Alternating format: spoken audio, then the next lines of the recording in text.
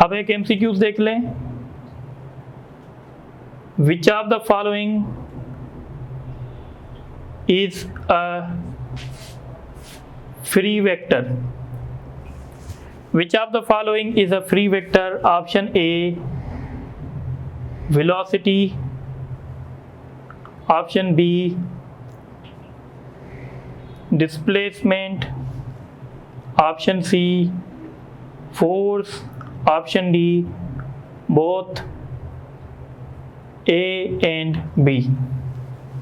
तो which of the following is free vector. तो थोड़ी देर पहले मैंने बताया था कि वेलोसिटी और डिस्प्लेसमेंट जो हैं ये दोनों फ्री वेक्टर की कैटेगरी में जाएंगे, इसलिए इसका ऑप्शन A और B होगा। इसी तरीके से अब एक क्वेश्चन और देख लेते हैं।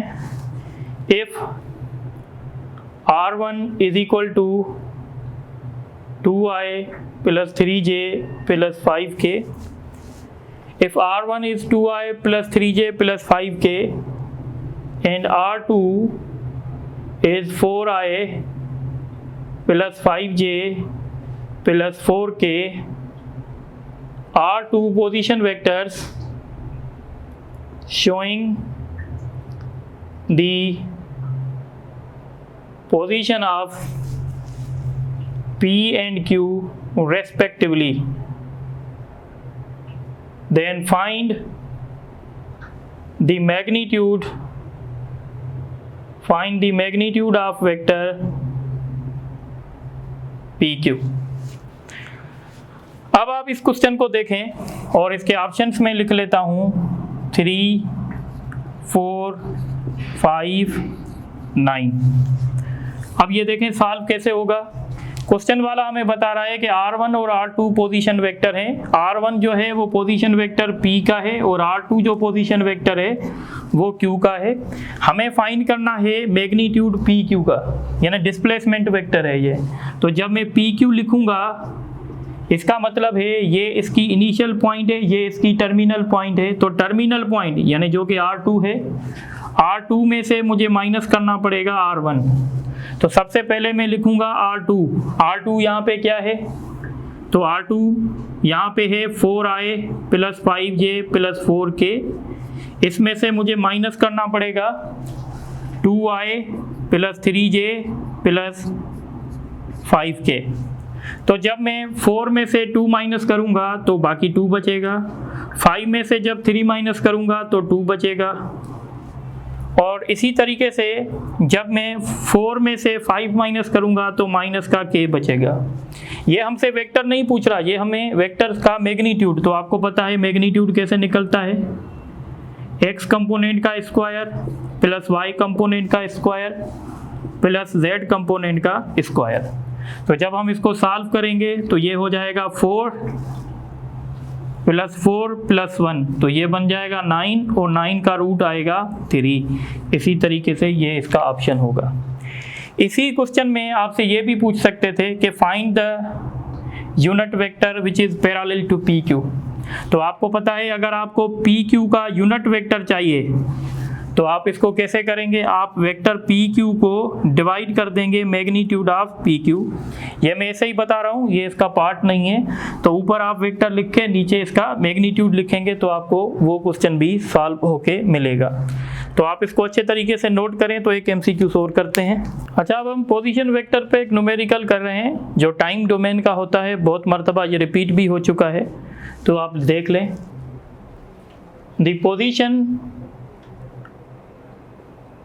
The position of a particle is given by R of t is equal to 3t square I plus 4t square j plus 9k. Find the displacement covered by body after 1 second। अब देखें जब आप displacement की बात करते हैं, अच्छा पहले मैं इसके ऑप्शन लिख लेता हूँ 25, 10 यूनिट, 25 यूनिट्स, 10 यूनिट्स, 8 यूनिट्स और डी ऑप्शन है 5 यूनिट। अब देखें, जब आप डिस्प्लेसमेंट की बात करते हैं तो डिस्प्लेसमेंट को सॉल्व करने के लिए आपको दो पोजीशन वेक्टर चाहिए। एक आपको इनिशियल पोजीशन वेक्टर चाहिए और एक आपको फाइनल पोजीशन वेक्टर चाहिए। फिजिक्स में जब भी इनिशियल पोजीशन वेक्टर की बात होती है तो हम टाइम का वैल्यू 0 रखते हैं। जब हम टाइम का वैल्यू 0 रखेंगे तो हमें इनिशियल पोजीशन वेक्टर मिलेगा, यानी हमें R1 मिलेगा। तो R1, तो यहाँ पे जब हम वैल्यू रखेंगे t का 0 है और यहाँ पे t का वैल्यू भी 0 है और यहाँ पे t है ही नहीं, तो इसका मतलब होगा हमें R1 मिलेगा 9k। अब हम लिखेंगे R2, R2 means final position. तो फाइनल पोजीशन जो है उसके लिए हमें t का वैल्यू 1 रखना पड़ेगा, क्योंकि ये कह रहा है 1 सेकंड के बाद डिस्प्लेसमेंट फाइंड करो। तो हम यहाँ पे रखेंगे 3 1 का स्क्वायर i, 4 1 का स्क्वायर j और इसमें टाइम नहीं है, तो ये फाइनली हो जाएगा 3i 4j प्लस 9k। अब हमें ये कहलाएगा आपका R2। अब हमें R1 भी मिल चुका है, R2 भी मिल चुका है, तो डिस्प्लेसमेंट निकालने का तरीका होता है R2 माइनस R1। तो R2 की जगह पे हम लिखेंगे 3i plus 4j plus 9k और माइनस करेंगे R1। R1 का वैल्यू जो है वो 9k है, इसका मतलब है 9k आपस में से कैंसिल और हम करेंगे कि भाई डिस्प्लेसमेंट हमें मिलेगा 3i प्लस 4j और अब हम इनको मैग्नीट्यूड निकालेंगे। तो 3 का स्क्वायर 9 होगा, 4 का स्क्वायर 16, इसी तरीके से ये 25 होगा और इसका रूट जो है वो 5 होगा, तो इसका बेस्ट ऑप्शन होगा 5 यूनिट्स। तो इसी तरीके से भी पोजीशन वेक्टर के क्वेश्चन आते हैं। अब हम कुछ क्वेश्चन परपेंडिकुलर वेक्टर्स के करते हैं। अब देखें यहाँ पे the resultant of two forces having magnitude 3 and 4, the resultant of two perpendicular, या इसको ऐसे लिखें, थोड़ा सा मैं इसको इरेज करता हूँ, दोबारा हम क्वेश्चन बनाते हैं। और क्वेश्चन ये है, two perpendicular forces has a magnitude of 12 and 5 units respectively. The two perpendicular forces have the magnitude of 12 and 5 units respectively. If find the magnitude of their resultant. तो option A 17 units, option B 13 units, option C 9 units, option D 12 units. तो कौन सा option सही होगा इसमें से? तो आपको क्लियर कट बताया जा रहा है कि ये वेक्टर आपस में परपेंडिकुलर हैं, और थोड़ी देर पहले पढ़ा था अगर वेक्टर परपेंडिकुलर होंगे तो उनका रिजल्टेंट ऐसे मिलेगा। ठीक है, तो एक वेक्टर का मैग्नीट्यूड कितना है 12 का स्क्वायर करेंगे तो 144, और दूसरे वेक्टर का मैग्नीट्यूड 5 है, 5 का स्क्वायर करेंगे 25, इसको जब सम करेंगे 169 और इसका रूट जो होगा वो 13 होगा। इसी तरीके से ये ऑप्शन इसका होगा। अब आपको एक क्वेश्चन ऐसे भी मिल सकता है, देख लें, the magnitude of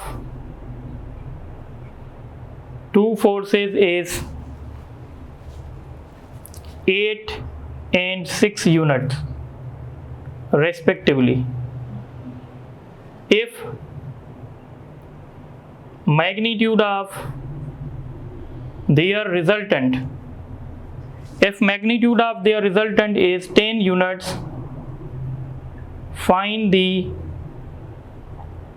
angle between forces. अब आपको ये भी सोचना पड़ेगा, सिंपल मैंने हिंट दी थी। देखें ये मैजिक नंबर्स हैं, अगर हम कुछ नंबर्स आप याद रख लें, एक 3 है, एक 4 है और एक 5 है। इसी तरीके से एक 6 है, एक 8 है तो एक 10 है, एक 12 है, एक 5 है तो एक 13 है। इसी तरीके से ये मैजिक नंबर्स हैं। मैजिक नंबर्स मतलब ये पाइथागोरस थ्योरम को ओबे करेंगे। यानी अगर इस फोर्स और इस फोर्स का हम रिजल्टेंट पाइथागोरस थ्योरम से निकालेंगे, पहले मैं ऑप्शन बना लेता हूँ, 90 डिग्री, 180 डिग्री, 45 डिग्री, 60 डिग्री। तो अब ये बात नीचे क्लियर हो जाएगी। देखें अगर हम इनको पाइथागोरस थ्योरम से सॉल्व कर रहे हैं, भाई 8 का स्क्वायर 64, 6 का स्क्वायर 36, 100 और 100 का रूट 10। इसका मतलब है इनका रिजल्टेंट जो है पाइथागोरस थ्योरम से मिला है। तो जब इनका रिजल्टेंट पाइथागोरस थ्योरम से मिलेगा तो हम कहेंगे भाई इनके बीच में एंगल जो है वो 90 डिग्री है। तो इसका ऑप्शन ये 90 डिग्री होगा। बात समझ में आ रही है? अच्छा, अब एक क्वेश्चन लास्ट में कर लेते हैं।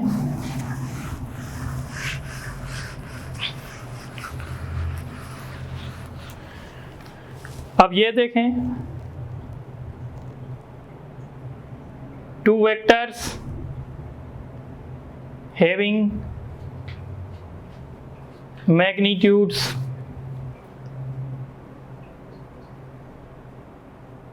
12 and 5, then which of following is correct statement? Option number 1, their resultant will be 13 if these are normal to each other. Option number 2, their resultant will be 17 if these are parallel. Option number 3, their resultant cannot be greater than